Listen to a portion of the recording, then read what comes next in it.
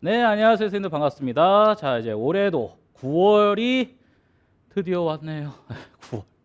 9월. 이제 헬게이트가 열렸어요. 이제 9월부터 10월, 11월까지 장장 3개월에 걸쳐서 매주 우리 선생님들과 실전 모의고사로 뵙게 됩니다. 총 10번의 실전 모의고사를 이제 여러 선생님들과 접하게 되는데요. 보통은 이제 제가 이제 OT를 해설 강의 때 좀 진행을 합니다. 뭐 보통 이제 OT가 좀 말이 많아지다 보면 1시간 정도까지 소비가 될 때가 있는데 선생님들께서 좀 그 OT를 듣는 과정에 대해서 좀 시간을 절약하고 좀 시간을 아껴야 된다. 제가 느끼는 건데 여러분들이 시간이 길어지고 딜레이 됐을 때 절대 좋아하지 않으세요. 그래서 제가 오늘 좀 짧게 우리 선생님들과 어떤 그 공방법이나 어떤 실전 모의고사가 갖고 있는 어떤 성격을 좀 설명해 드리는 그런 OT 겸 또 어떤 정보를 알려드리고자 하는 설명의 겸 같이 이제 좀 준비를 해 보았습니다. 그래서 이름하여 실전 모의고사 학습 전략이라고 이제 제가 타이틀을 이렇게 한번 달아 보았어요.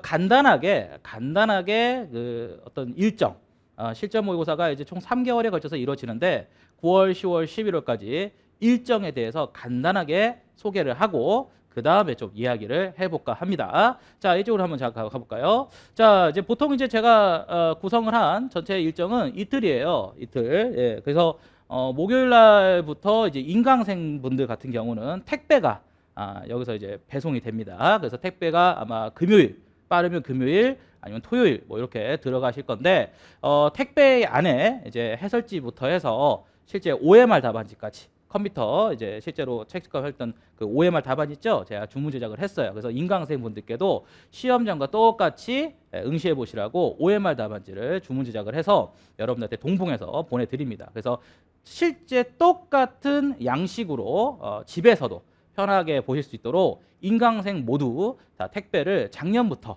학원하고 협의를 해서 어렵게 따낸 협의 내용이에요. 그래서 좀 집에서 좀 그냥 출력해서 보시려면 좀 힘드시니까 집에서 편안하게 보시고 직강생분들은 당연히 현장 배부를 해서 똑같이 학교종 프로그램과 같이 똑같이 진행을 해서 시험을 보게 되실 텐데 보통 이제 그 저희 학원에 5분의 교육학 강사분들이 계세요. 그분들께 아주 양질의 문제를 한 문제씩 모든 강사분께 좀 참조 받아가지고 제가 한 5회차 정도는 똑같이 시뮬레이션을 돌려보려 해요. 아마 노량진은 그 모든 강사 학원들 중에서 유일하게 우리 희소만 좀 이런 시스템을 갖추고 있는 걸로 자랑할 수 있는데 그래서 실제로 교육학이 이루어지는 시간은 이제 10월부터입니다. 그래서 10월부터는 9시에 시작을 하게 돼요. 실제 시험도 9시 시작하죠. 그래서 1시간 가량을 교육학을 풀고 나서 전공으로 넘어옵니다. 그런데 이제 9월 한 달간은 이제 5회차 정도의 양이 갖고 있기 때문에 총 10회차 중에서 한 5회분 정도는 여러분들이 전공에만 좀 집중하실 수 있도록 1회차부터 한 4회차까지는 실제로 교육학 없이 10시부터 진행을 합니다. 그러면 대충 이제 1시 한 40분에서 50분 그 사이에 이제 끝이 날 거예요. 보통은 현장이라면 14시 40분, 2시 40분까지 9시에 시작해서 2시 40분까지 밥도 못 먹고 꿀딱 얼마나 힘들겠습니까? 여러분들 진짜 힘들죠? 그래서 모의 연습이 굉장히 중요해서 실제로 많은 인강생 분들도 모의 연습을 할 때는 현장을 찾는 그런 구도로 가고 있습니다. 그래서 전공 A와 B형을 응시를 하고 자, 응시에 대한 이제 준비가 끝나면 그 다음에 밥을 먹고 채점 워크숍을 진행할 건데 개별로도 진행하고요. 모든별로도 진행합니다. 이때 개별과 모든별이라는 것은 모드먼 구성끼리 교환하는 게 아니고요. 모든 답안지는 단 한 번도 본 적이 없는 이질적 타인의 답안을 보시게 될 거예요. 그러면 개별과 모드먼 무슨 차이냐? 개별은 혼자 채점하는 거예요. 저랑 커뮤니케이션을 해가지고 워크숍에서 제가 중재자 역할을 하면서 이야기를 해드리거든요. 그래서 개별이 채점을 하는 거고 모든 별은 협의를 하면서 채점하는 거예요. 감이 왔죠? 그래서 협의가 되면서 선생님이 보시기에는 이 정도면 점수를 줘야 될까요? 말아야 될까요? 이런 협의 협체로서의 모든 별 구성이지 모든 원들끼리 교환해서 보는 그런 시스템이 아닙니다. 그래서 답안지는 한 번도 겹치지 않게 단 한 번도 여러분들이 다른 사람을 봤던 사람 걸 또 채점하는 그런 구도로 가지는 않을 거예요. 그래서 채점 워크숍을 이원적으로 진행합니다. 개별 채점은 그냥 저랑 커뮤니케이션을 통해서 개별이 채점하는 거고, 모든별 채점은 저랑 커뮤니케이션 하는 과정 속에서 모든원 구성끼리 상의, 협의를 거쳐서 동료 평가를 한다고 생각하시면 되겠습니다. 그래서 금요일 날은 보통 이렇게 응시와 채점 워크숍을 중심으로 해서 전체적인 이제 점수 합산을 하고 통계를 만들어요. 그래서 이제 막대 그래프로 해서 실제로 이제 최고 점수, 또 평균 점수, 또 상위 10% 점수 뭐 이런 식으로 해서 자신의 이제 위치를 평가할 수 있는 통계적 자료를 개발을 합니다. 여러분들이 이제 점수를 잘 해야 될 게 뭐냐면 포트폴리오를 잘 해야 되거든요. 그래서 포트폴리오 양식을 제가 드릴 건데 그 포트폴리오 양식에 맞춰서 우리 선생님들께서 기록을 잘 해놓고 나중에 중간중간에라도 제가 피드백을 하거나 상담을 할 수가 있으니까 10번에 걸친 어떤 그 점수, 영역별 점수와 총점 이런 분석적 평가를 하기 위한 포트폴리오 결과지를 양식을 줄 거니까 거기에 잘 기입을 해서 보시면 되는데, 당사자가 기입한 게 아니고요, 평가자가 기입을 할 거예요. 그래서 평가자가 기입을 하면 기입한 점수를 잘 기록해 놨다가 제가 봤을 때 상담이나 피드백을 필요하다고 생각될 때는 들어가서 개별적으로 진행할 것 같고요. 토요일 날 과정은 오로지 해설 강의를 진행합니다. 제가 보통 많이 받는 질문 중에 하나가 하루는 와서 좀 응시를 하고 하루는 인강으로 좀 대체할 수 없느냐, 이런 얘기는 많이 들었어요. 왜냐하면 시간이 이제 얼마 안 남았고 개별 공부가 또 이제 얘기하면 개별 공부가 엄청 중요하거든요. 9월, 10월, 11월 달은 스터디고 나발이고 그냥 혼자 공부하는 시간이에요. 그래서 혼자서 정말 열심히 8개월 정도는 모든 별 구성도 하고 스터디도 하고 뭐 여러 가지를 고민하면서 진행했겠지만, 정말 그래서 제가 항상 얘기하는 것 중에 하나가 지긋지긋하게 할 개별 공부인데 1월 달부터 개별 공부할 시간이 없다, 개인 공부 시간이 없다라고 타박하는 건 뭔가 맞지 않다. 그래서 1월부터 8월까지는 강사에게 좀 충실하게 배우면서 넘어와야 되는 시간인 거고, 9월부터는 정말 개별 공부가 중요하다. 그래서 시간을 아끼고 또 어떻게 보면 또 스트레스를 많이 받아요.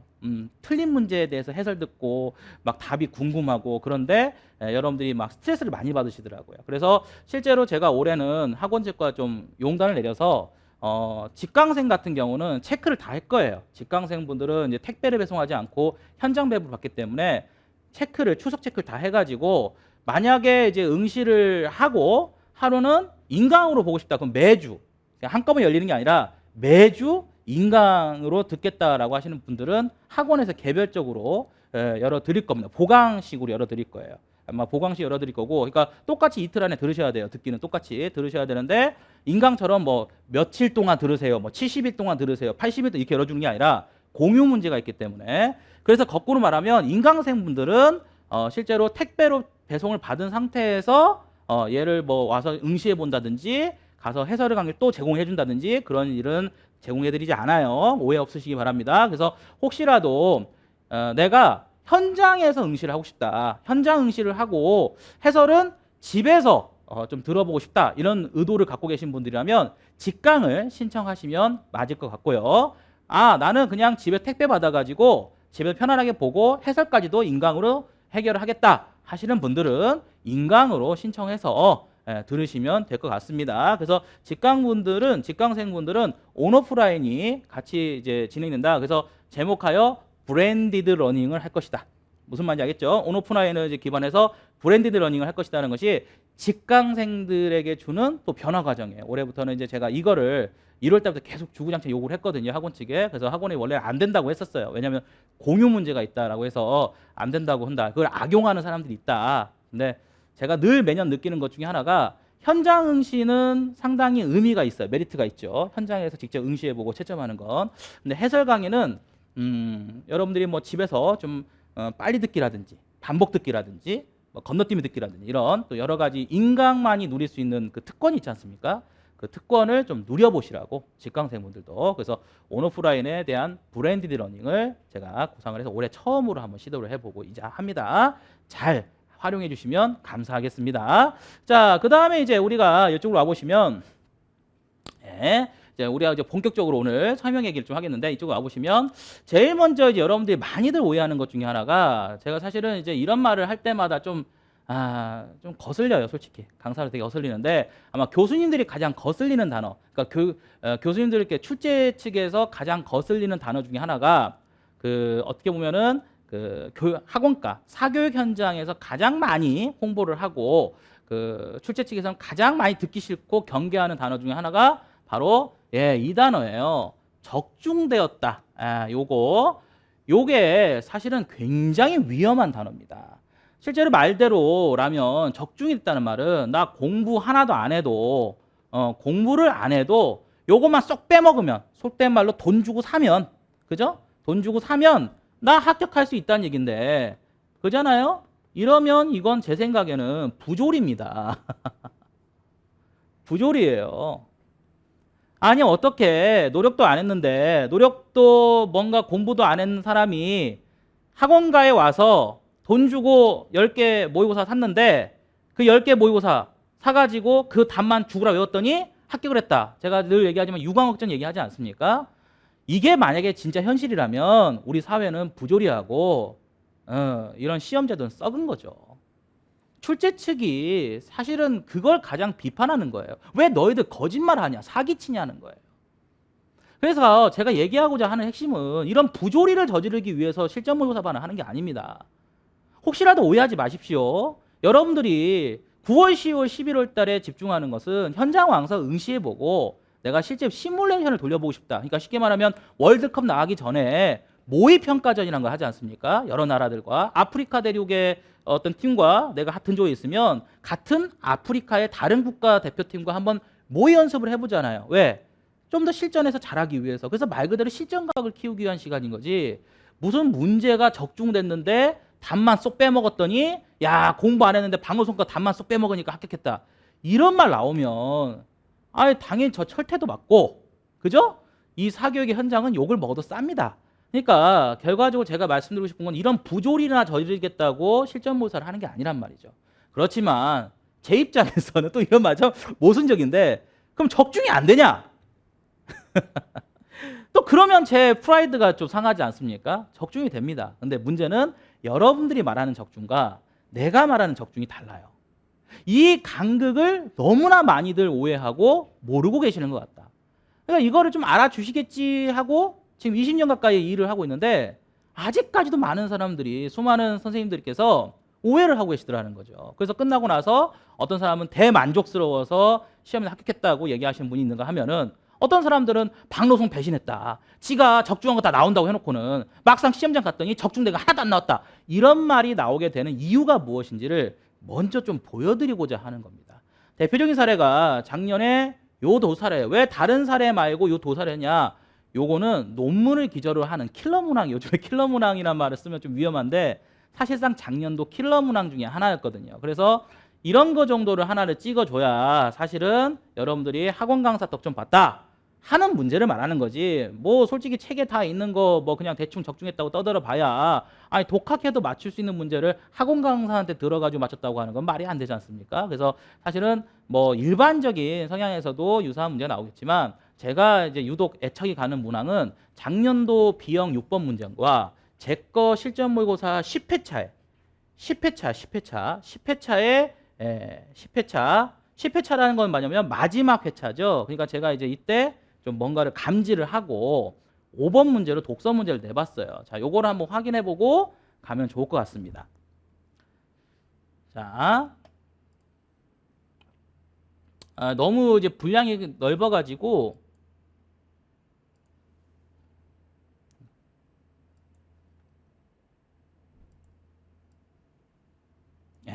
너무 분량이 넓어서 부득이하게 다른 자료로 제가 개발을 좀 해보았어요. 잘 보이시죠? 자, 이게 이제 제가 만든 문제예요. 제가 만든 문제 작년도 10회차 작년도 10회차 5번 문제예요. 그러니까 사실 시험 끝난 다음에 제가 이 짓을 안 해요. 시험 끝난 다음에 학원에서 가장 요구하는 것 중에 하나가 이런 자료 좀 만들라고 요구를 하거든요. 이렇게 이거 좀 만들라고 자랑하려고 이제 홍보 좀 하려고. 그러니까 뭐냐면 이쪽은 이제 기출문제 5번이고 얘는 이제 제 모의고사 10번인데 10회 자 5번인데 요 문제가 이제 이렇게 비슷하다 이런 걸 이제 우리가 적중이라고 말을 하면서 보통 홍보를 하거든요. 학원에서는 교수님들 뵙고도 제가 참 민망할 때도 많아요. 솔직히 그런데 단순하게 놓고 봐도 물론 얘가 이제 예시답안이니까 얘를 빼야 되죠. 빼야 되는데 단순하게만 놓고 봐도 전혀 안 맞아요. 여러분들이 한번 보세요. 지금 이 형태와 여기 보이는 이 형태가 같습니까? 같아요? 여러분들? 전혀 안 같아요. 하다못해 시작에서도 여기는 인터넷 문서 읽기 수업이라고 나와 있는데 여기는 뭐라고 그냥 매체 주체적 수용을 지도하기 위한다 이렇게 나와 있어요. 그러니까 이거 못 모르는 사람들은요 절대 적중했다고 얘기하지 않아요. 절대. 근데요 재밌는 건 이 출제자 분과 이 참고 문헌의 저자가 동일한 분이에요. 뭔 말 하려는지 감 잡았어요? 그러니까 출제자와 이 참고 논문의 저자가 동일한 분이라고. 이 정도 말을 하면 이제 알아들어야죠. 근데 여기는 문제로 제시되어 있지 않아요. 여기는 말 그대로 논문이에요. 논문에는 문제가 없어요. 그러면 논문을 읽고 제가 어떻게 하겠습니까? 그렇죠. 문제로 이제 창의를 해내죠. 창조된 문제죠. 이거는 출제자가 아니라 강사가 창조를 해낸 거고, 예, 요거는 출제자가 자신의 어떤 논의를 바탕으로 해서 직접 창조를 해낸 겁니다. 그러니까 결론부터 말씀드리면 전체적으로 봤을 때 그 알맹이는 똑같은 사람 거일지 모르겠으나 그걸 만들어낸 사람은 차이가 있다 보니까 실제로 그거를 문항을 창조해내는 과정에서는 일치하지 않는단 말이에요. 이제 이해됐어요? 무슨 말 하는지요? 그러니까 내가 언제 정말 답답하냐면 선생님이 구멍 안 뚫었잖아요. 선생님이 예시답안에서 이거라고 얘기하지 않으셨잖아요. 선생님이 요렇게 똑같이 나오지 않았잖아요 라고까지 문제를 제기하더라는 거죠. 여러분들이. 여러분 혼내려고 하는 게 아니에요. 내가 안타까운 거는 부조리를 지금 얘기하자는 겁니까? 그 부조리예요. 그걸 비판하는 사람들은요 부조리를 안 했다라고 뭐라고 타박하는 거야. 문제 빼왔어야 된다는 얘기야. 그 말은. 그럼 말도 안 되는 소리야. 그럼 내가 뭐가 화가 나냐면 공부를 왜 그렇게 하냐는 거예요. 응? 공부는 이거는 참고할 뿐이고 이걸 공부했어야 될 거 아니냐. 내 말은. 이게 나온다고 얘기한 거지. 내가 언제 이렇게 낼 거라고 얘기했냐. 이 말을 꼭 해주고 싶은 거예요. 그렇다면 현장에서 얘를 보고 여기서 알려준 알맹이, 이걸 저는 컨텐츠라고 하죠. 그 컨텐츠를 이해하고 거기서 응용을 하든 적용을 해서 풀 수 있을 거 아니냐 이거예요. 그러니까 합격하신 분들은 선생님이 해주신 게 나왔다라고 하는 이유가 뭐냐? 이걸 얘기하는 거예요. 이걸 합격하신 분들이 얘기를 하고 만족을 하는 거고, 결과가 안 좋으신 분들은 야 이거하고 똑같지 않잖아 이렇게 얘기하는 거야. 더 웃긴 거는 학원가에서 보통 적중했다고 하는 것은요, 이게 유사해요. 이게 유사해. 이게 유사해. 그러니까 형식이 유사해. 근데 가만히 보면은 알맹이는 달라. 알맹이. 이게 대표적인 게 뭐냐면 문학이에요. 문학 같은 경우는 선생님 이번에 사평역이 나왔어요. 그래요. 그러면 사평역이라는 작품은 당연히 임초로 선생님이나 아니면은 곽재현 선생님이 쓰셨으니까 그게 달라지는 게 말이 됩니까? 그러니까 당연히 똑같은 작품이 나왔죠. 그러니까 강사가 적중했다 이렇게 얘기하는 거야. 그러면 사평역이 나왔네? 실제 기출문제 사평역이 강사가 말하는 사평역의 컨텐츠와 일치하냐? 그러면 거의 들여다보면은 컨텐츠는 전혀 안 맞는 경우가 많아요. 이게 진짜 말이 안 되는 거예요. 그래서 여러분들이 정말 하지 말할 것 중에 하나가 뭐냐? 정말 하지 말할 것 중에 하나가 형식에 놀아나지 말아라. 형식이 중요한 게 아니다는 거예요. 형식은 아무래도 제가 그 내용 알짜배기밖에 없으니까 그거를 창조해서 여러분 물어봐 주면서 이렇게 물어볼 수도 있지만 또 이렇게 안 물어볼 수도 있는데 이 내용 자체는 나올 수 있는 가능성이 매우 높으니까 준비 좀 하세요 라고 알려다 주고 물어다 주는 거란 말이에요. 그거를 보겠다고 여러분들 수강료를 내고 오시는 거지, 똑같은 문제를 안 보여줬다고 해서 짜증내거나 하시면 안 된다는 그 말은 공부 안 했다는 얘기야. 그래서 이 말을 꼭 해주고 싶었어요. 정말 명심하세요. 부조리예요. 여러분들이 타박하는 건. 부조리로는 합격할 수 있는 가능성이 없어요. 그냥 뭐만 남아? 여한만 남죠.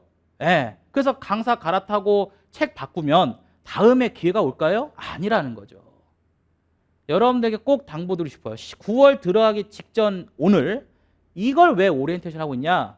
여러분들이 기대하는 건 모의고사의 부조리가 아니라 모의고사에서 다루었던 내용이 시험장에서 또 만날 확률이 높다라는 걸, 그 어떤 노량진의 강사보다 박노송이라는 강사가 잘한다, 이걸 기대하고 오셔야 되는 거예요.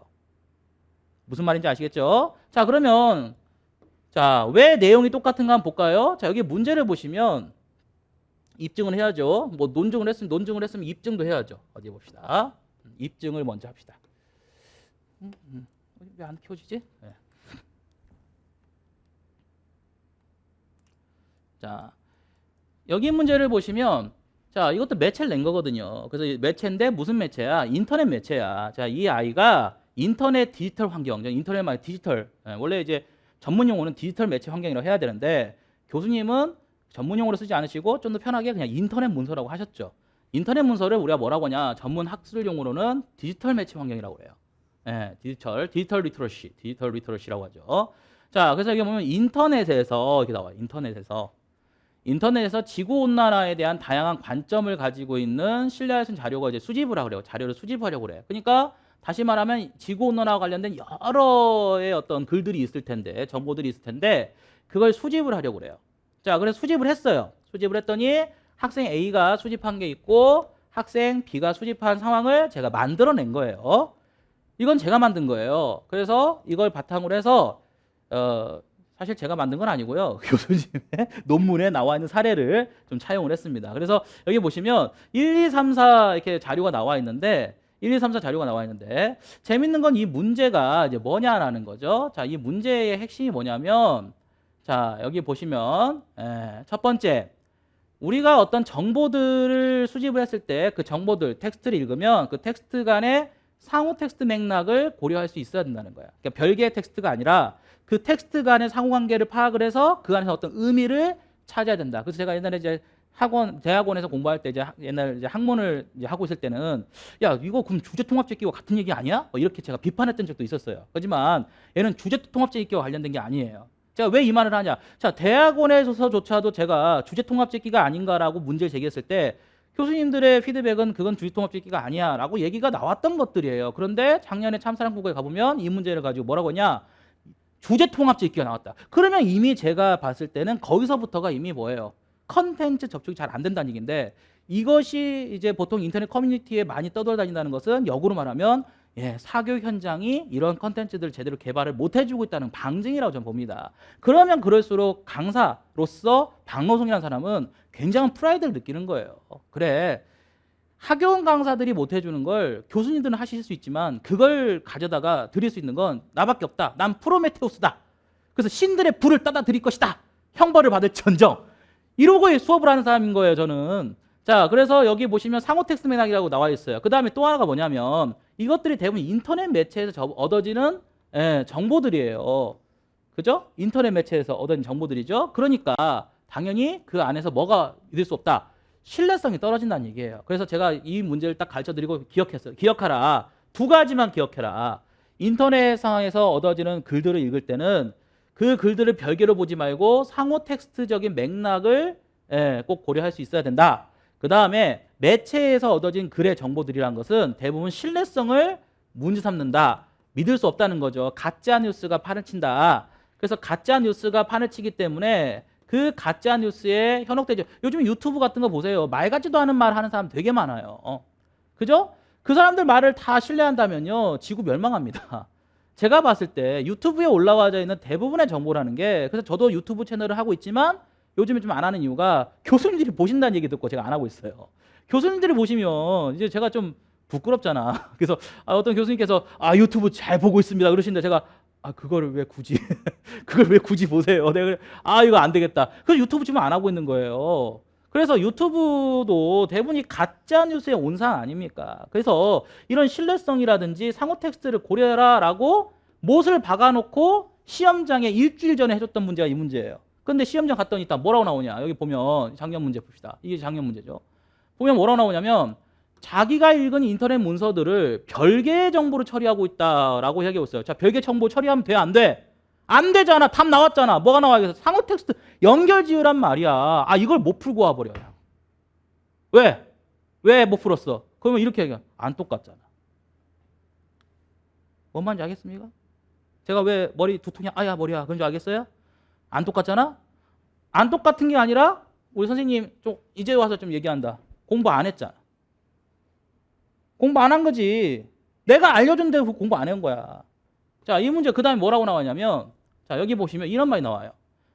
내가 지금 찾은 인터넷 문서가 누가 만든 것이고 어디서 온 것이며 그래서 얼마나 믿을만한가. 이거 우리가 뭐라고 그래요 이걸? 그래 이걸 신뢰성이라고 하잖아. 답이 4번이야. 근데 틀려와.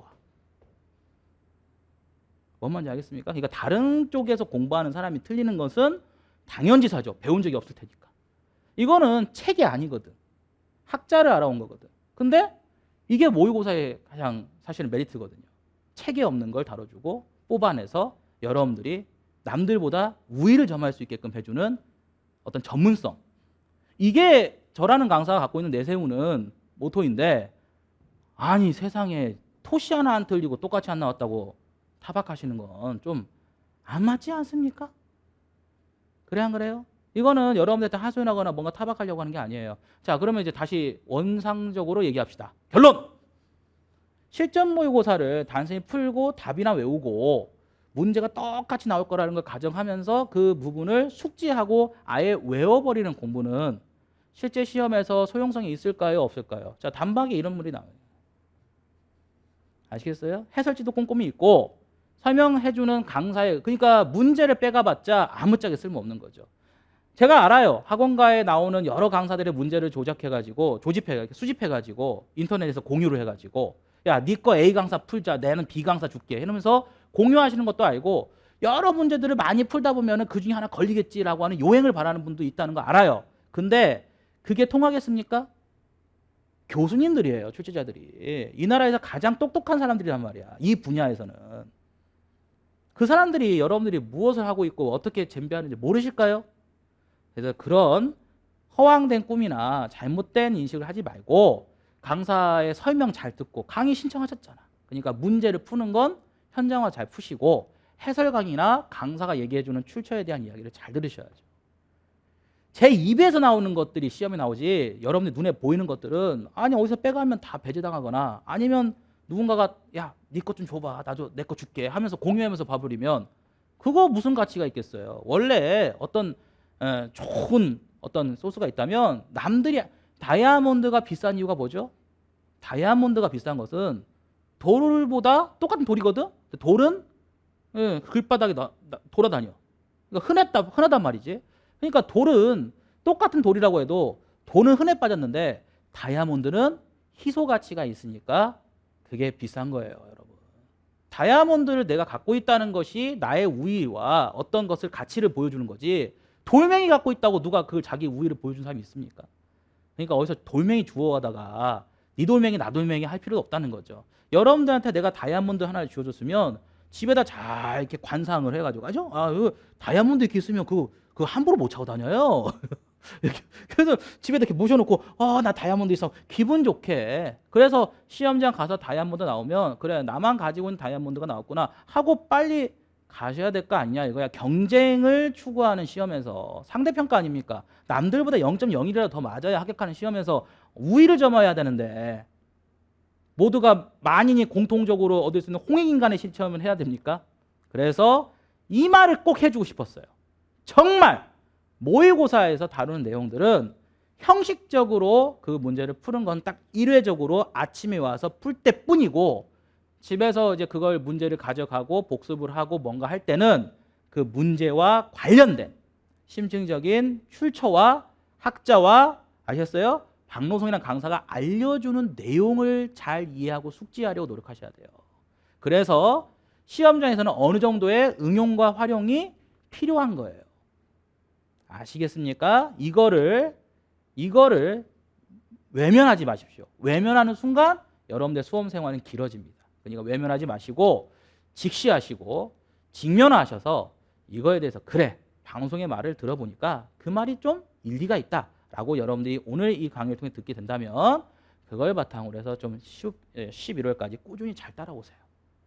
저에게 투자한 만큼 제가 분명히 칼자루 하나는 쥐어주고 들여다보내야 되겠습니다. 아시겠습니까? 노량진이든 독학이든 사범대학교에서 공부하고 있는 재학생이든 결과론적으로 경쟁이에요. 내 수강생이 그 경쟁이 살아남을 수 있게 하려면 뭐라도 더 쥐어줘야지 라고 생각하고 강의하는 사람이 저예요. 그러니까 형평성과 보편성이 아니라 특성과 개별성을 중시하는 강사인 저에게는 컨텐츠가 매우 중요하니까 그 컨텐츠가 나왔을 때 꼭 시험장에서 맞추셔야 됩니다. 당부 말씀드리는 거예요. 아시겠죠? 그래서 사례가 이제 유독 요거를 끌어드렸던 이유는 이 사례가 딱 그 어떠한 정보를 이제 바탕으로 해서 우리 선생님들께 좀 접근해 줬는데 우리 선생님들이 확실히 형식이 달라지면 현장에서 당하는구나.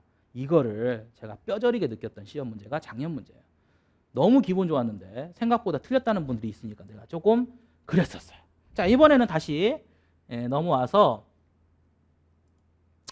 자, 이번에는 무슨 얘기를 할까? 자, 요 얘기는 이제 가장 중요한 얘기였어요. 그래서 오늘 그 OT의 가장 중심축은 이거고요. 자, 그다음에 자, 학습 전략에 대한 얘기는 좀 간단하게 합시다. 자, 실전 모의고사 반만 수강을 했다. 아니다. 나는 연간 및 하반기, 그러니까 하반기라 하면 7, 8월 달부터죠. 7, 8월 달에 수강하고 계시다 하면 공부 방법이 달라요. 우선은 제가 해줄 수 있는 게 없어요. 개별적인 공부에서 부족한 거나 개별적인 어떤 학습에 대한 부분은 솔직히 말씀드리면 이제 오신 분들께는 제가 해드릴 수 있는 게 없어요. 8개월의 과정이 없는 상태에서 뭘 어떻게 3개월 안에 그걸 다 채워라 노력을 하셔야 됩니다. 대신에 제가 꼭 하라고 얘기하고 싶은 것은 요거를 꼭 하라고 얘기하고 싶어요. 회차별 포트폴리오 꼭 작성하셔야 됩니다. 점수, 영역별 점수, 총점, 내가 어떤 부족한 부분을 잘 다루셔야 되고 영역별, 문항별 예시답안과 채점기준표를 반드시 분석을 하셔야 돼요. 사후의 어떤 사전보다는 사전에 내가 어떻게 공부해 점수 더 나와야지라기보다는 시험이 끝난 다음에 사후에 해야 될 활동을 상당히 더 집중하셔야 됩니다. 아까 얘기했지만 컨텐츠의 내용이 중요하지 형식이 중요한 게 아니기 때문에 단순히 그냥 외워서 복기한다고 해도 되는 게 아니거든요. 그래서 실제로 반드시 사후에 해야 될 활동을 잘 하시고 점수가 안 나오더라도 실망하지 마시고 자, 분석 후에 문항과 역학이라는 게 뭔지 알죠? 우선 내가 답을 몰랐을 때 쓰려면 미치겠지만 답을 안 상태에서 문제로 다시 돌아가면 그죠? 내가 이 문제를 아까 얘기했죠? 이 문제를 이런 식으로 풀었어야 되는데 내가 이런 식으로 안 풀고 이렇게 봤구나. 내가 몰라서 이걸 못 봤구나. 이런 것들을 뼈저리게 느끼셔서 본인의 어떤 문제 푸는 시행착오를 미리 잘 준비해 놓으셔야 돼요. 그래서 실제 시험장에서 만났을 때는 그 시행착오를 올바른 방향에서 써내야 됩니다. 자, 그래서 자기가 이제 오답노트라는 것은 이제 그런 걸 하는 거죠. 문항에 대한 어떤 정리를 하고 역학적인 부분에서 내가 이건 개별성이죠. 내가 어떠한 컨텐츠들을 배웠어도 형식적인 문제를 봤을 때 이런 걸 못 읽어내는구나. 내가 이런 것들을 그냥 지나치는구나. 이게 단서였는데 그걸 놓쳤구나. 이걸 A라고 읽었어야 되는데 내가 그걸 미처 B라고 C라고 D라고 내 마음껏 내 머릿속에서 인출이 된 마음껏 읽었구나. 이게 마음대로 읽으면 안 되는 거구나. 그래서 사실은 허용보다는 여러분들 선생님 이런 것도 맞지 않아요? 저런 것도 맞지 않아요? 라는 허용을 다 쳐내고 이렇게 저장해 놓으세요. 이렇게 기억해 놓으세요 라고 하는 이유가 바로 그 때문이에요. 여러분들이 푸는 내추럴하게 봤을 때 이것도 맞지 않고 저렇게도 맞지 않고 저렇게 보면 이것도 답이 되고 이것도 근거 될수 있는 이런 것들은 여러분들이 학원 안 다녀도 하십니다. 원래 여러분들이 갖고 있는 인지적인 내추럴 상태니까. 그런데 교수가 출제를 할 때는 그런 내추럴한 상태를 보려고 하는 게 아니라 본인이 내고자 하는 방향대로 문제를 풀 수 있는가를 보려고 하는 거란 말이에요. 그렇기 때문에 학원에서 와서 공부를 할 때 가장 많이 하는 오해 중에 하나가 자신의 인지 능력을 신장시키려고 하면 안 돼요. 이거는 짜고 치는 고스톱이란 말이야. 그러니까 짜고 치고 있는 고스톱 타짜가 돼야 되는데 어설프게 자기가 타짜도 아닌데 와가지고 타짜들하고 고스톱 치면 어떻게 되겠어요? 탈탈 털리겠죠? 조심하셔야 돼요. 전략과 룰이 있어요. 자, 그런데 이제 연간이나 하반기를 했다. 이분들은 앞에서 했던 부분은 동일합니다. 동일한데 이 부분을 아주 잘 하셔야 돼요. 그래서 요거는 딱 이틀만 와서 하는 거죠. 금요일 토요일 딱 이틀만 투자하고 온건히 남은 시간 오일을 다 여기 때려 박으셔야 됩니다. 예, 실제 70%가 여기서 나오거든요. 그러니까 우리가 임용고사에서 이 실전 모의고사가 차지하는 비율은 한 20에서 30%밖에 안 돼요. 그러니까 근데 문제는 뭐냐면 20% 30%가 경쟁력이 있다는 거죠. 예, 경쟁력이. 그러니까 남들이 틀리는 걸 내가 맞췄을 때 경쟁력이 생기겠죠. 근데 얘는 뭐냐면 독학을 했든 예? 타강사를 들었든 어떤 경우라도 예, 똑같이 올라갈 수 있는, 그러니까 노력으로 해결이 될 수 있는 부분이에요. 그러니까 여기서 만약에 여러분 노력을 안 해가지고 남들 다 맞추는 걸 내가 틀리면 어떻게 될까요? 엄청난 데미지죠. 남들이 맞추는 걸 맞춘 상태에서 남들이 틀리는 걸 맞춰야 합격하는 건데, 남들이 맞추는 거는 틀려버리고 방어성 수학 잘해가지고 남들이 틀리는 거 하나 맞췄다고 해서 합격하는 일은 없거든. 그래봤자 마이너스 플러스면 얘 제로예요, 제로. 플러스 해야 되지. 마이너스면 만대 안 되는 거고, 마이너스 얘기할 필요가 없죠. 그래서 수강이 중요해요. 수강 여부가, 수강 이력이 중요합니다. 그래서 온건하게 자신의 공부의 핵심을, 자, 관리반에서 했던 미니 모의고사 엄청 중요합니다. 자, 전공서적 뒤에서 알려드릴 거예요. 리스트. 전공서적에 대한 관리반 활동에 총 정리하셔야 됩니다. 했잖아요. 2달 동안 열심히 했잖아. 예? 그죠? 한 80여 명 정도 오셔서 열심히 했죠. 물론 마지막 주에 50명 줄을 때 30명 어디 갔어? 그분들 반성 많이 하세요. 예? 시작할 때 뭐 80명, 100명씩 와가지고 열심히 하시다가 갑자기 마지막 주 가니까 한 50명, 30명 도망가 버리고, 어떤 조는 한 명 왔어, 한 명. 나머지가 다 안 왔대. 뭐야? 전화해서 야, 마지막 주는 가지 말자 하고 소리 약속한 거야? 그런 이기적인 행태는 보이지 마십시오. 그럴 거면은 아예 시작도 하지 마세요. 예? 그러니까 결과적으로 그동안 열심히 했던 거 이제 정리하세요. 상반기 형평평가 수업 노트 개별도 갖고 있잖아. 갖고 있는 거 이제 보고 외우는 거죠. 그래, 이런 거 했을 때 내가 그때는 몰랐는데 지금은 그래, 다시 읽으니까 그래서 방송 선생님이 그렇게 강조했구나, 뭐 이런 걸 느끼면서 공부한단 말이지. 그래서 이제 와서 이제 비로소 공부가 되는 거예요. 자, 프로젝트반 그동안 했잖아. 열심히 6개월 동안에 프로젝트반 하면서 스스로 문제 개발해보고 다른 상을 풀어보고 했잖아요. 그 자료 그대로 있죠. 자, 그런 것들도 다시 재분석을 하면서 공부를 하시는 거예요. 이거는 여러분들이 6개월 8개월 동안 했던 자산입니다. 6개월에서 8개월 정도를 여러분들이 미리 했던 자산이에요. 자산을 갖다 버려버리고 박노선 강사가 만들어 3개월치로 가겠다. 그러려면 9월 달부터 나오셨어야지 뭘로 1월 달부터 나오십니까, 학원을. 그러니까 이 부분들은 반드시 지금 와서 개별 공부. 그래서 우리가 9월, 10월, 11월은 개인 공부의 시간이다, 이렇게 하는 거예요. 아시겠죠? 자, 그 다음에 좀 넘어가 볼까요? 자, 넘어가 보자. 자, 이번엔 좀 책을 알려드릴게요. 책을 좀 리스트 간단히 얘기하겠습니다. 지금 제가 봤을 때 신간서적들이 나왔는데 되게 웃긴 게 제 예상이 맞았죠. 제가 분명히 이랬거든요. 아마 신간서적이 나와도 내용은 별반 차이도 없고 아마 한 3단원 정도가 바뀔 거다. 왜냐하면 3단원이 2015 개정에서 2022 개정으로 바뀌었으니까. 그래서 교육과정 바뀐 파트만 뺀다면 내용 차이가 없을 것이다. 근데 교육과정은 내가 따로 해주잖아. 그죠? 해줬고 해주기도 했고, 뭐 교수님도 보셨다고 하시던데. 그래서 그걸 왜 보셨어요? 하여튼간에 제 교육과정 해설 강의도 들으셨다고 하시던데, 제가 보셔서 이제 뭔가 이거 뭔데 교육과정을 해설하지 하고 이제 보셨다는 얘기겠죠.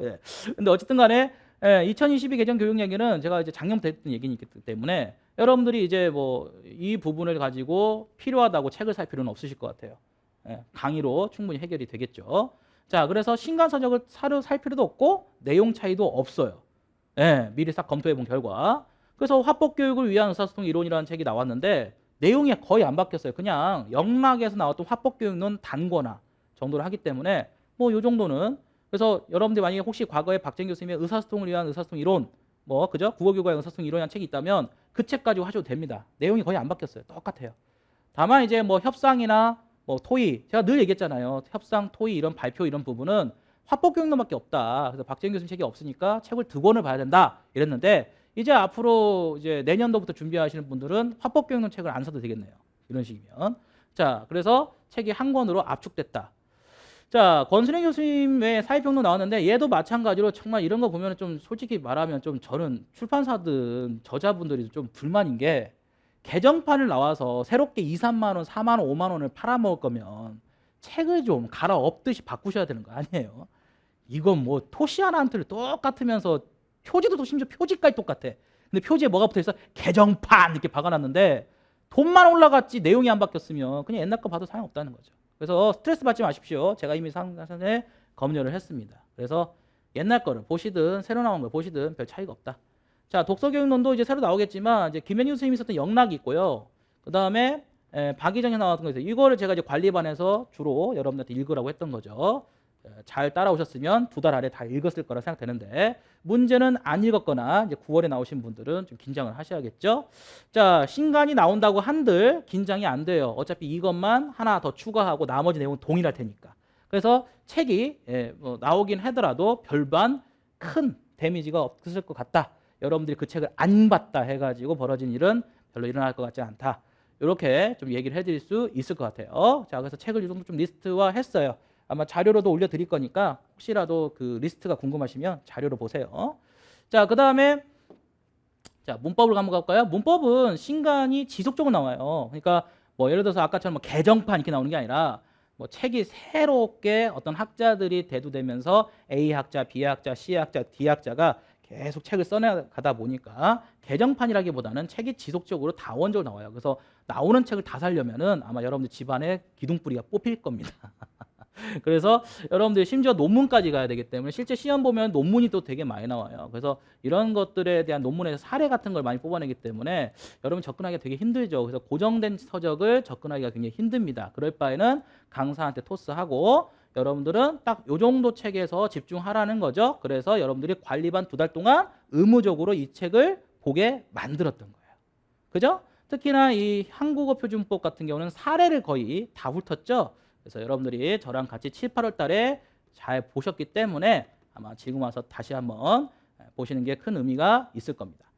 자, 그런데 나는 문법 공부를 나는 뭐 비사이로 막 가듯이 학부 때도 문법 교수님 수업을 하나도 안 들었다. 난 대학 다닐 때 문법을 정말 싫어해서 난 문법 모르겠다. 국어사가 뭔지도 모르고 하나도 모르겠다. 난 문법 진짜 부실하다. 그러면 어설프게 노량진 바닥에 돌아다니는 단과 강의 들으려고 하지 마시고 이런 책을 한번 보세요.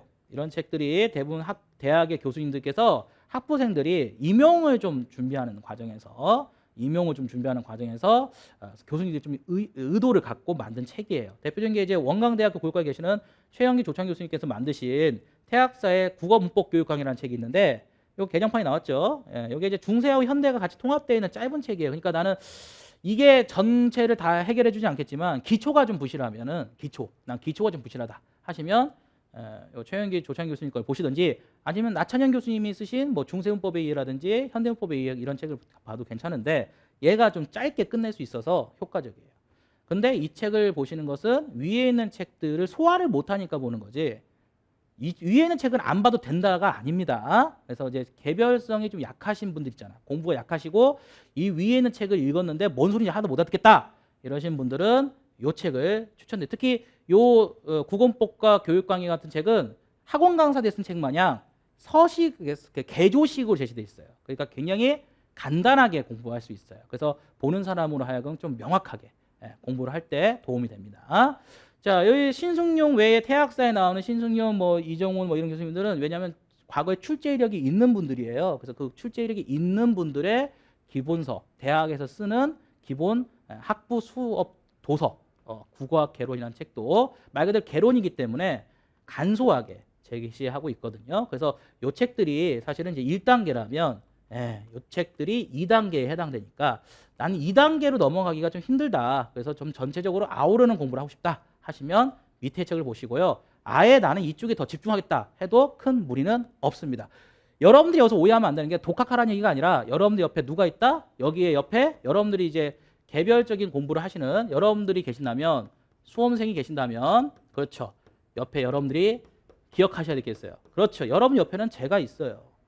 강사가 있기 때문에 교수님들에게서 뭔가 여러분이 정복을 할 수 없겠지만 그 정복을 할 수 있는 데 있어서 최선을 다해서 조력을 해줄 수 있는 사람이 저예요. 그러니까 어떤 부분을 여러분 미처 내가 못 봐가지고 빈틈이 생긴 거 어떻게 할까? 이런 두려움은 박노송이라는 강사한테 토스하면 됩니다. 그걸 위임하고 전가하기 위해서 여러분이 수강료라는 걸 지불하고 제 강의한테 듣는 거 아닙니까? 그러니까 강사라는 사람이 있는데 모든 걸 여러분 다 할 필요는 없다. 여러분들이 해야 될 목표만 좀 정해서 아까 얘기했던 개별 공부에 3개월 동안 집중하셔라 라는 뜻이에요. 나머지는 내가 책임진다. 아시겠습니까? 자, 그 다음에 마지막 가장 힘들어하는 문학 공부. 실제로 많은 분들이 이제 저한테 공부의 방향에 대해서 물어보는 경우가 지금 많아요. 그러니까 이제 시작하시는 분이 많다는 얘기인데 속이 좀 쓰린데 예를 들어서 이제 제가 얘기하고 싶은 게 이건데 문학이야말로 책으로 공부하는 게 되게 힘들어요. 그렇기 때문에 전공서적이라고 하는 것이 사실은 생각보다 이제 여러분들이 뭐 사는 경우도 드물고 그리고 보통 여러분들이 공부하더라도 대부분 이런 수능 서적들을 많이 보게 됩니다. 자, 한번 봅시다. 우선 이제 고전시가 작품 여기 저자 염문열, 유수열, 최홍 교수님이 워낙 또 출제를 또 자주 참여하시고 관련이 있는 경우다 보니까 뭐 안 보라고 해도 보지 말라고 해도 잘 보시죠. 그래서 고전시가 작품론 같은 경우는 보시면 있으면 좋고 1, 2월 달에 제가 해드렸죠. 1, 2월 달에 이제 해드렸는데. 자, 그 다음에 이제 해법 문학이라든지 뭐 수능 뭐 다른 거 있지만 하이라이터도 있고 여러 가지 출판사마다 이렇게 작품들이 모여져 있는 것들이 있잖아요. 그 아무거나 순서는 고전시가나 현대시 중심으로 먼저 보세요. 산문 쪽 먼저 가지 마시고 욕심내지 말고 순서는 얘가 1번, 얘가 2번.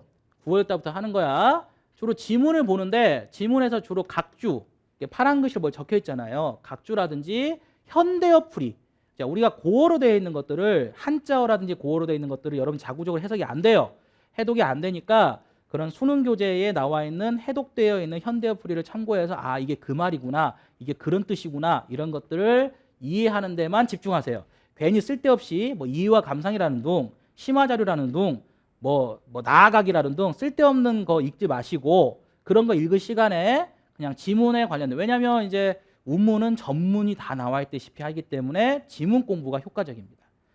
반면에 산문 영역을 볼 때는 이런 책에 나와 있는 지문 가지고 공부하면 망합니다. 왜? 대부분 수능 교재에 나와 있는 지문이라고 해봤자 전문을 수록한 게 아니라 일부 발췌된 것이 나오는데 아무런 근거적 자료적 가치가 없는 걸 그냥 마구잡이 편집식으로 짜집기 되어 있는 지문이다 보니까 여러분들 시험장에서 똑같은 작품이라고 해도 다른 부분이 나올 확률이 더 높아요. 그래서 그 지문을 아무리 읽어서 사전 연습을 한들 똑같은 지문이 나오지 않고 같은 작품에 다른 장면이 나오니까 읽은 게 아무 의미가 없어. 그래서 그럴 때는 차라리 나와 있는 차라리 거꾸로죠. 어떤 분석 자체보다는 해설이라든지 설명이라든지 줄거리라든지 이런 것들을 좀 보시는데 집중하시면 좋겠고 편집된 문제로 보고 싶으시면 제가 드리는 문제에서 해결을 하세요.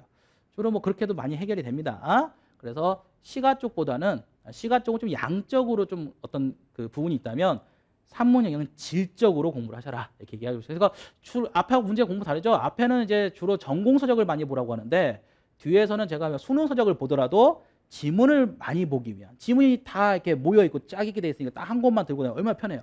그러니까 이런 가독성의 편의를 통해서 보라. 자, 교육과정 성취 기준을 조금 더 보겠다라고 하는 건 괜찮아요. 여기가 이제 뭐냐면 누구냐? 제 강의를 들은 사람. 제 강의를 들은 사람들은 교육적 가치를 이미 다 배우고 왔기 때문에 이 정도의 집중에 상관없는데 강의력이 없어. 타 강사한테 들었든 독학을 하셨든 아무런 가치가 없어요. 왜? 교육이라는 건 내가 늘 얘기하는 거지만 특정 대학교 특정 연구자들의 입김과 지향이 반영된 거기 때문에 여러분들이 학부 때 무슨 공부를 하셨든 여러분들이 무슨 강사한테 무슨 내용을 들었든 아마 접근이 안 됐을 가능성이 높아요. 제가 단적 예로 뭐 해석 교육을 아느냐라고 이렇게 물어본다 그러잖아요. 그러니까 해석 교육이란 말을 한 번이라도 교수한테 들어봤다면 선생님도 왜 똑같은 얘기 하시네? 이렇게 하고 나가겠지만 해석 교육이 뭐예요? 이러시는 분들은 이미 학문적인 어떤 지향이나 가치를 전혀 모르는 상태에서 공부했다는 거기 때문에 이제 그런 걸 이해하기 위해서 보는 책들이 여기 나와 있는 책들이에요. 이 책들은 사실상 강의를 들으신 분들은 강사한테 그냥 위임하고 그죠? 제가 알려드리고 늘 입버릇처럼 강조했던 그 학자들의 이야기들을 주구장창 들으셨던 분들은 굳이 볼 필요가 없어요. 그런데 나는 뭔 소리인지 하나도 못 알아듣겠다. 내가 알고 있는 문학이 아닌가 배워. 뭐 이렇게 느껴지시는 분들은 여기에 집중해서 보시면 좋을 것 같아요. 아시겠죠? 여기에 대한 얘기는 따로 하진 않겠습니다. 그래서 뭐 모의고사에서도 이런 것들을 다 다뤄주고 있기 때문에 나는 저런 책을 다 지금 볼 상황이 안 된다라고 하시면 저런 책부터 시작해서 논문까지 모두 커버해드리는 시간은 사실은 9월, 10월, 11월에 있을 모의고사를 잘 풀면 좋은데 아마 이제 개별성이 크겠죠. 개별성이란 말은 뭐냐면 어떤 사람은 100% 수용하고 이해를 하는데 그죠? 어떤 사람은 난생 처음 들어서 20%밖에 못 먹고 갈 때 이게 이제 문제가 되는 거죠. 이분들이 이제 좀 합격 가능성이 높아지는 거지. 그래서 이쪽으로 넘어가려고 계속 노력을 하셔야 될 거예요. 여기에 속하시는 분들은. 그래서 이런 노력은 이제 9월, 10월 달에 커버하는 시간이 아니라 9월, 10월 달에는 이제 그것이 완성되는 시간이다. 이렇게 이제 미리 말씀드리는 거예요. 그래서 어디서 무슨 공부를 했든 그건 중요하지 않아요. 출제자분들 밑에서 사사받았다면은 뭔 말인지 알아들으시겠지만 여러분들이 아마 일반적인 공부 루트에서는 못 들어봤을 법한 이야기들이 많을 거예요. 실제로 저런 이야기를 하시는 교수님 대부분 서울대 출신들이거든요. 그래서 그런 것들을 여러분들이 대부분 못 들어봤다면 우리 대학 교수님은 고려대 출신이고 연세대 교수님 뭐 이런 못 들어봤을 가능성이 높겠죠. 그러면 아마도 여러분들이 오늘 그냥 저한테 와서 다시 새로 배워야 되는 그런 입장인 거지 뭐 여기서 뭐 다른 길을 걸어간다고 해서 문제가 해결되거나 그런 일은 별로 없습니다. 자, 이렇게 해서 원래는 한 20, 30분 만에 끝내려고 했는데 생각보다 엄청나게 길어져 버렸습니다. 이래서 제가 OT를 미리 하려고 했던 거예요. 생각보다 짧게 하려고 했는데 또 우리가 이게 열정이 말이죠. 제가 하다 보면 이렇게 또 오버가 됩니다. 그래도 도움이 되셨죠? 네, 그래서 이렇게 1시간 정도 되는 시간 동안에 여러분들이 제 강의를 잘 들으시면 이제 앞으로 3개월 동안에 좀 더 방향성을 두고 알찬 공부를 하실 수 있을 거라 믿습니다. 다시 말하면 이렇게 전체적 공개적으로 얘기했는데 다시 이제 와가지고 선생님 문학 공부를 어떻게 해야 될까요? 선생님 문법 공부를 어떻게 해야 될까요? 이렇게 말도 안 되는 상담은 신청하는 거 아니에요. 그 시간에 빨리 공부하세요. 이거 보시고 아시겠습니까? 네, 이렇게 해서 내일부터 1회차 모의고사로 찾아뵙도록 하겠습니다. 내일부터가 벌써 논문 꾸덕이에요. 예, 논문 대부분의 문항들이 다 논문들을 기저에 두고 출제되었기 때문에 당연히 내일부터 박살이 나겠죠. 멘탈이요. 예. 너무 실망하지 마십시오. 그놈이 11월 그쵸? 셋째 주에 여러분들이 보는 시험장에서 만나게 될 거예요. 기대하십시오. 다만 형식은 똑같지 않다는 거. 형식 달라요. 형식 똑같지 않다고 나한테 타박하지 마요. 내용으로 승부 거세요. 아시겠죠? 이렇게 또 마지막까지 정리를 해주고 끝내도록 하겠습니다. 감사합니다. 자, 내일부터 뵙도록 하겠습니다. 안녕히 계십시오.